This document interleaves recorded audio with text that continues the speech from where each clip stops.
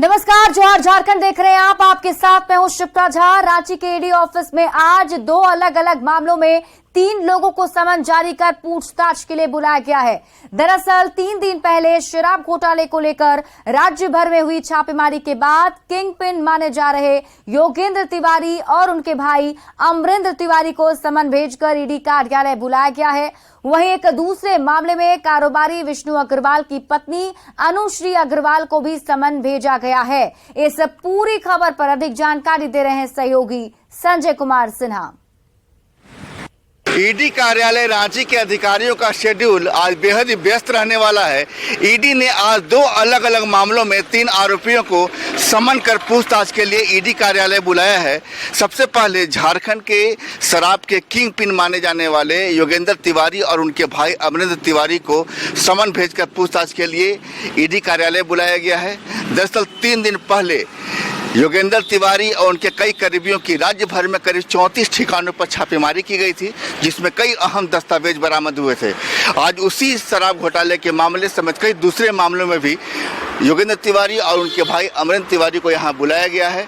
एक दूसरे मामले में सेना की जमीन और दूसरे जमीन के घोटाले के मामले में कारोबारी विष्णु अग्रवाल की पत्नी अनुश्री अग्रवाल को भी समन भेजकर ईडी कार्यालय बुलाया गया है। कुछ दिन पहले विष्णु अग्रवाल से पूछताछ के बाद उन्हें गिरफ्तार कर लिया गया था। जाहिर है कि आज उनकी पत्नी से भी पूछताछ की जाएगी, लिहाजा आज तीनों आरोपियों से अलग अलग मामले में पूछताछ होगी। कार्यक्रम बेहद ही आज दिन का जो पूछताछ का जो सवालों की जो फेरिस्त है लंबी है। सवालों के जवाब भी देने होंगे। जाहिर है जब सवाल होंगे तो कई राज भी सामने आएंगे। संजय कुमार सिन्हा, न्यूज़ 18 रांची।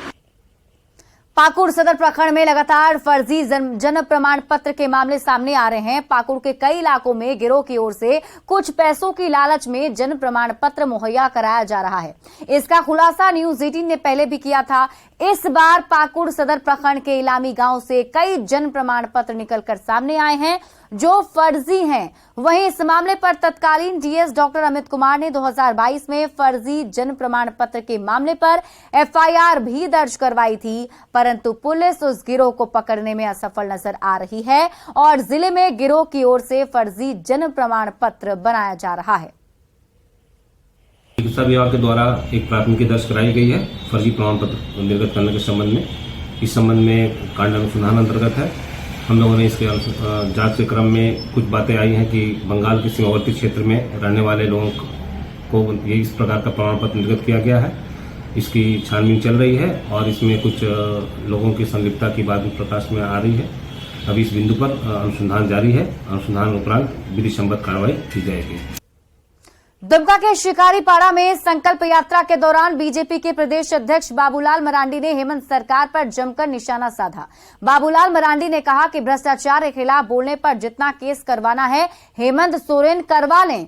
लूट, झूठ और भ्रष्टाचार के खिलाफ वे आवाज बुलंद करते रहेंगे। आप सब लोगों से यही करने के लिए आया हूं कि आज जो इसमें लूटपाट खाली हुआ है और हम इसी बात को बोलते हैं, तो आज हमारे ऊपर आधा दर्जन थाना में केस करवा दिया हेमंत सोरेन जी ने।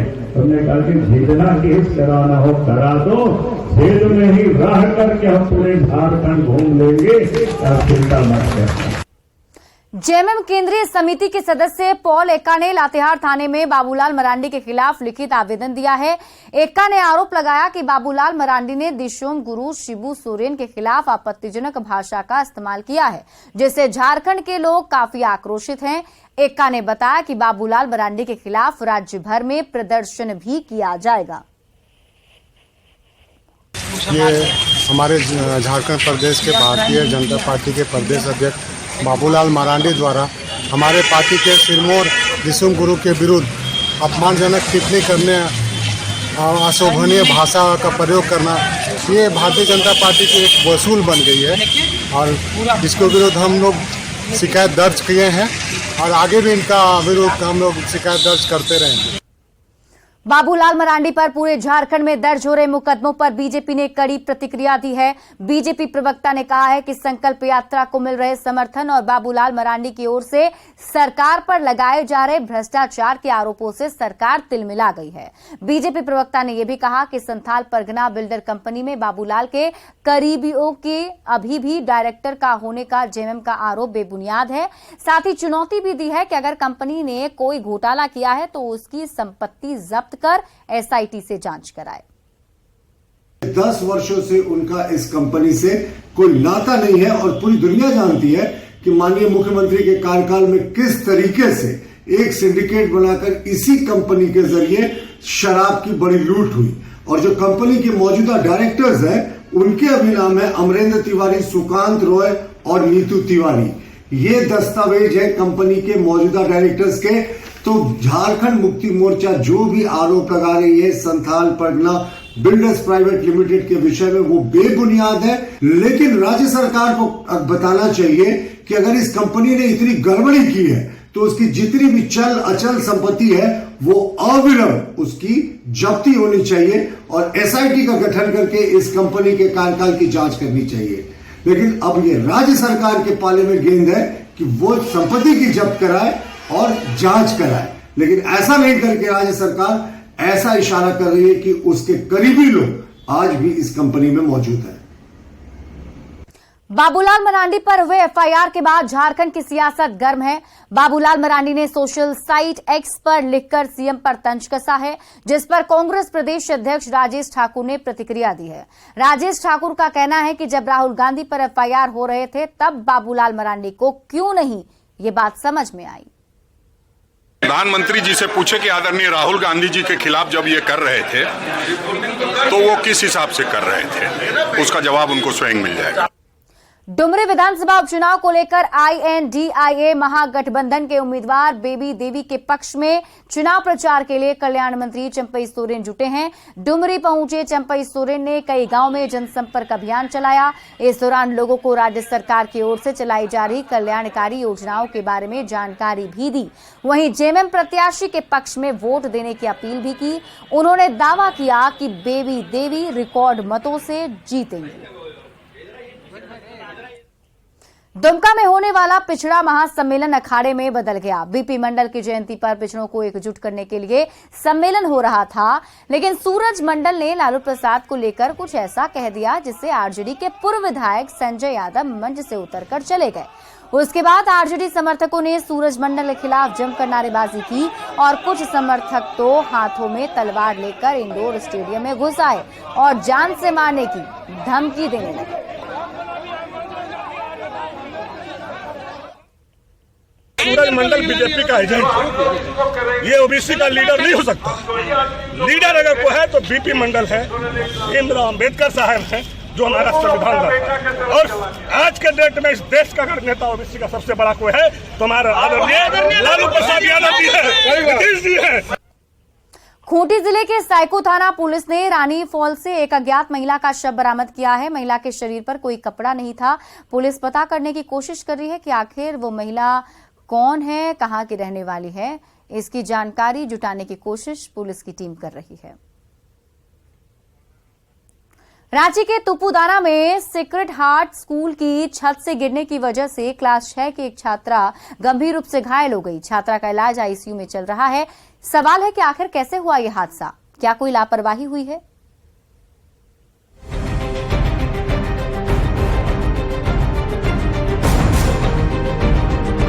जमीन पर पड़े ये जूते उस मासूम के हैं जो अभी रांची के पारस हॉस्पिटल में जिंदगी की जंग लड़ रही है। दुर्घटनाग्रस्त कैसे हुई है, इस जूते को आप देखिए, ये जो जूता है वो बच्ची का जूता है। यहाँ पर एक जूता वहां आपको दिख रहा होगा, दूसरा जूता यहाँ दिख रहा होगा। जैसे ही हम स्कूल के अंदर आए हैं, स्कूल प्रबंधन जो है लगातार उलझने का प्रयास कर रही है, यहाँ से बाहर करने का प्रयास कर रही है। कुछ यहाँ पर अगर आप तस्वीरों में आप देखेंगे तो शायद आपको खून सा निशान भी दिख रहा होगा। ये तस्वीरें आप देख सकते हैं। दिल दहलाने वाला ये हादसा रांची के तुपुदाना स्थित प्रतिष्ठित सेक्रेड हाई स्कूल में हुआ। क्लास 6 में पढ़ने वाली बच्ची स्कूल की छत से नीचे गिर पड़ी और उसके शरीर पर मल्टीपल चोट के निशान हैं। स्कूल से जो इन्फॉर्मेशन मिला उसके हिसाब से बच्ची ग्राउंड में खेलने के दौरान में चोट लग गया है। सिस्टर लोग पारस हॉस्पिटल में लेकर आए, हम लोग भी आए। बच्चा का भी इलाज चल रहा है, भी ठीक है। मासूम बच्ची का इलाज पारस अस्पताल के आईसीयू वार्ड में चल रहा है। डॉक्टरों का कहना है कि हाथ टूटा है, पैर में फ्रैक्चर है, यहाँ तक कि जबड़ा भी टूटा है, यानी बिटिया की हालत काफी क्रिटिकल है। अगर सब कुछ ठीक रहा तो शनिवार को बच्ची का ऑपरेशन होगा। वो खेलते वक्त उसे ये चोट लगी है, ठीक है। पेशेंट अभी बहुत सीरियस है। अभी हम लोग उसकी लाइफ को बचाने की कोशिश कर रहे हैं। पेशेंट वेंटिलेटर पे है, ठीक है। उसे सांस हमें आर्टिफिशियली मशीन से देनी पड़ रही है, पूरा वो अपने से नहीं ले पा रही है। उसके सिर में भी झटका लगा है, चोट हो सकता है। प्रतिष्ठित स्कूल में हुए इस हादसे ने कई सवाल खड़े किए हैं। सवाल ये है कि हादसा कैसे हो गया, आखिर छत से कैसे गिरी बच्ची, क्या सुरक्षा के पुख्ता इंतजाम नहीं थे, क्या स्कूल की लापरवाही से हुआ हादसा। ये कुछ सवाल हैं जो इस हादसे के बाद किसी के भी मन में उठ सकते हैं। इन सवालों के जवाब जानने के लिए न्यूज 18 की टीम तुपुदाना के सेक्रेट हाई स्कूल भी पहुंची, लेकिन स्कूल का कोई भी स्टाफ खुलकर बोलने को तैयार नहीं था। हमारे पास डॉक्टर का बयान है। पहले देख ले, पहले आप सच्चाई को देखिए, उसके बाद यहाँ में बेइज्जती कीजिएगा, समझ गए। सर, डॉक्टर ने प्रेस कॉन्फ्रेंस किया है हॉस्पिटल में, तो ये चीज वहीं से ना आपको रिपोर्टिंग करना चाहिए था। उन्होंने बताया। ठीक है, आप अपना काम कीजिए। यहाँ कैसे हुआ था सर, कुछ हम लोग को नहीं पता, आप लोग अपना काम कीजिए ना। हादसा कैसे हुआ, स्कूल की छत से कैसे गिरी मासूम, इस बात की जांच के लिए एफएसएल की टीम भी मौके पर पहुंची थी। जांच में क्या सच निकलकर सामने आता है ये वक्त बताएगा। फिलहाल ये तो जरूरी है कि मासूम बिटिया के जल्द ठीक होने की दुआ की जाए। न्यूज 18 के लिए रांची से गौरव झा की रिपोर्ट। खबर गढ़वा से है, जहां जंगली हाथियों के झुंड को करीब से देखने और उनके साथ सेल्फी लेने की कोशिश दुर्की प्रखंड के युवाओं को भारी पड़ गया। गुस्से में आए हाथियों ने युवकों पर हमला बोल दिया, जिसके बाद युवकों का दौड़ते हुए वीडियो वायरल हो रहा है। ये तस्वीर हम आपको दिखा रहे हैं, जिसमें देखिए युवक को खदेड़ते हुए नजर आ रहे हैं हाथी। कनहरतरिया अंबा खोरिया पंचायत में पचपेड़ी गांव के जंगल में हाथियों का झुंड जमा हुआ है, जो धान की फसल को खाकर और रौंद कर नष्ट कर रहा है। कुछ दिन पहले ट्रेनी डीएफओ ने इलाके के गांव का दौरा किया था और लोगों को हाथियों के झुंड के पास नहीं जाने की अपील की थी, लेकिन वन विभाग की सलाह को दरकिनार करते हुए कुछ युवक हाथियों के नजदीक पहुंच गए और उन्हें छेड़ते हुए सेल्फी लेने की कोशिश कर रहे थे। ऐसे में हाथियों के झुंड ने उन पर हमला बोल दिया, जिसके बाद जान बचाने के लिए युवकों को मौके से भागना पड़ा। न्यूज 18 भी आपसे अपील करता है कि हाथियों के पास जाने से बचें, साथ ही उनके साथ सेल्फी लेने से खुद को बचाएं, उनके साथ सेल्फी ना लें, क्योंकि वन विभाग की तरफ से भी लोगों से यह अपील की गई है। न्यूज 18 भी आपसे अपील करता है, क्योंकि ऐसे वक्त में जब हाथी के पास आप जाने की कोशिश करेंगे तो हाथी आपके ऊपर अटैक कर सकता है।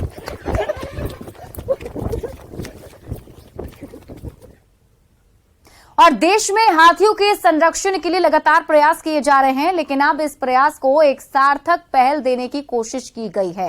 पहली बार देश भर में एलिफेंट कॉरिडोर को चिन्हित कर उन्हें नोटिफाई किया गया है। मतलब हाथियों का गलियारा अब एक तरफ से उनका सरकारी रास्ता बन गया है।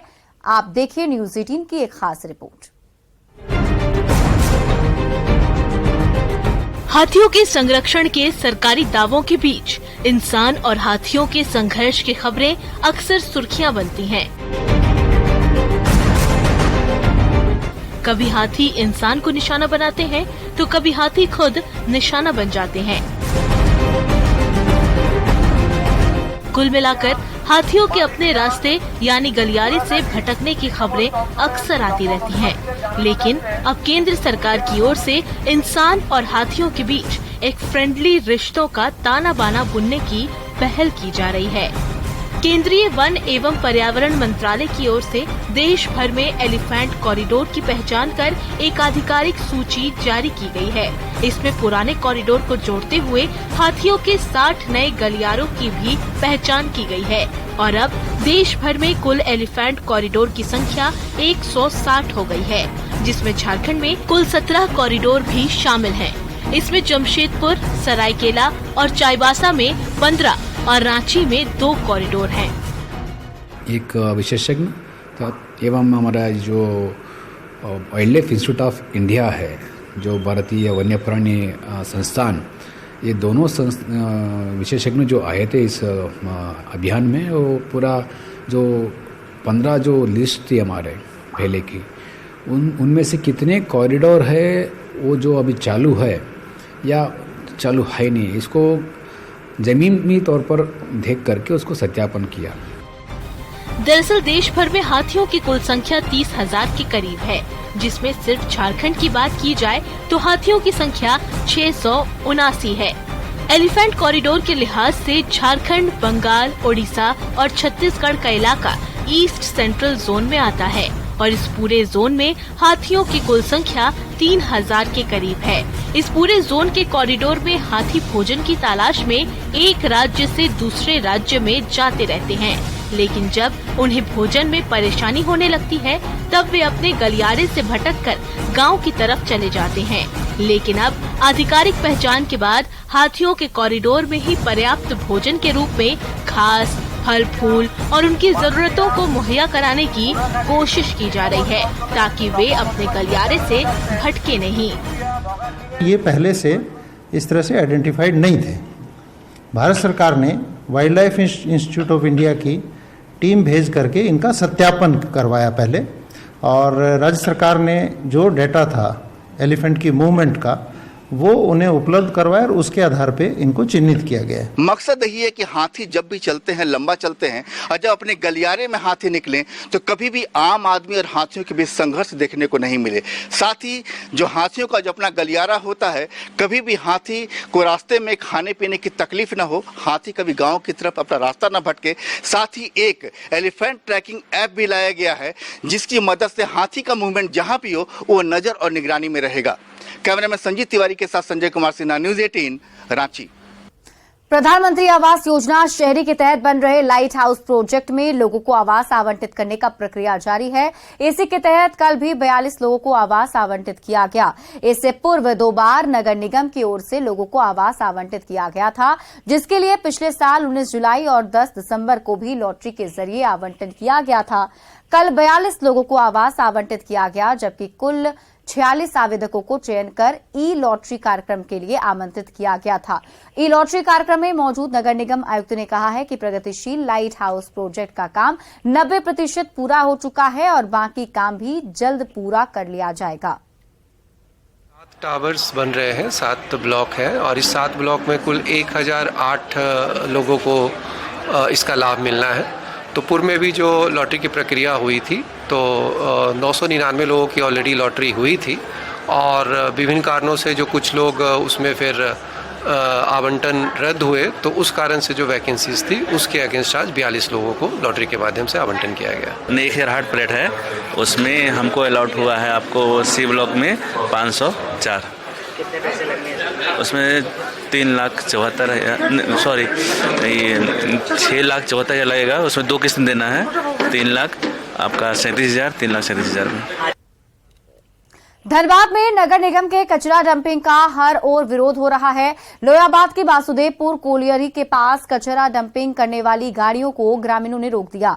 ग्रामीणों को समझाने के लिए मौके पर अधिकारी भी पहुंचे, जहां ग्रामीणों से तू मैं हो गई और जब विवाद बढ़ने लगा तो पुलिस ने लाठीचार्ज कर दिया। लाठीचार्ज में कई महिलाएं और बच्चे घायल हो गए हैं, जिन्हें पुलिस हिरासत में लेकर थाना लेती गई।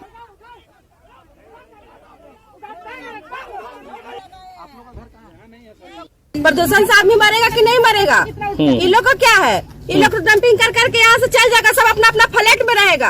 हम लोग यहाँ मरेंगे कि बचेंगे, कौन देखने के लिए आएगा? क्या परेशानी क्या होगा डंपिंग करने से? यहाँ पे डंपिंग करने से पूरा एकदम खड़ा होने नहीं जा रहा है एकदम। अभी 2 बार गिराया तो अभी इतना गंदगी फैला हुआ है और अभी ज्यादा गिरेगा तो कितना होगा? इन लोग की अपनी कुछ समस्या है जो इनके द्वारा बताया गया है।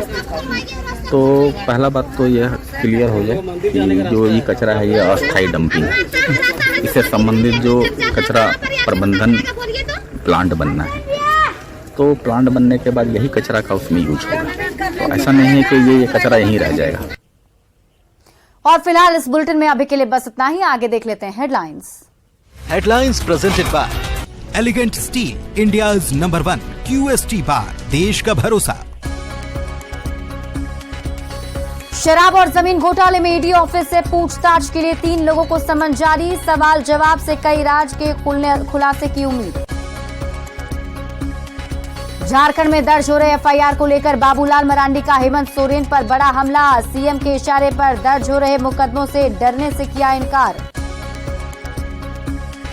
पाकुड़ में नहीं थम रहा फर्जी जन्म प्रमाण पत्र बनाने का सिलसिला। न्यूज 18 के खुलासे और 2022 में ही एफआईआर दर्ज होने के बाद भी गिरोह पर नकेल नहीं। मार भात खाकर भी फुटबॉल स्टार बनने में जुटी रांची के चरदी गांव की बेटियां। नेशनल चैंपियनशिप के लिए गांव से 4 लड़कियों के चयन से उत्साह। वन विभाग ने झारखंड में 17 एलिफेंट कॉरिडोर को किया नोटिफाई। हाथियों के लिए सरकारी रास्ता बनने से इंसान के साथ संघर्ष में कमी आने की उम्मीद।